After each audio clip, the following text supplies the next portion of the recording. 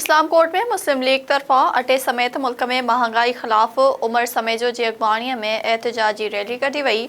Rally मुख़्तलिफ़ रूटनि तां थींदे प्रेस क्लब पहुती, जिते ख़िताब कंदे उमर समेजो ऐं रमज़ान लुंड चयो त हुकूमत खाधे पीते जी शयुनि जा अघ वधाए अवाम खां जीअण जो हक़ खसे वरितो आहे।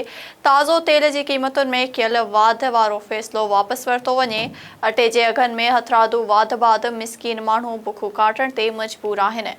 हिननि चयो त इस्लाम कोर्ट जे SHO कादिर बख्श बहराणी पारां सहाफ़िन सां कयल बदसलूकीअ जी सख़्त लफ़्ज़नि में मज़म्मत कयूं था। मुतालबो कयूं था त बदमस्त SHO फौरी तौर सस्पेंड करे ज़िले बदर कयो वञे। होॾां गोलाची में मरकज़ी मुस्लिम लीग जे सॾ ते पेट्रोल डीज़ल ऐं अटे जी क़ीमतुनि में रोज़ वाध ख़िलाफ़ जामा मोहम्मदिया मस्जिद खां वठी गोलाची प्रेस क्लब ताईं एहतजाजी रैली कढी वई।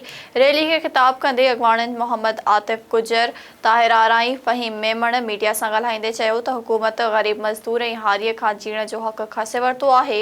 असां हुकूमत खां अपील था कयूं त जल्द खां जल्द पंहिंजो फ़ैसिलो वापसि वरितो वञे।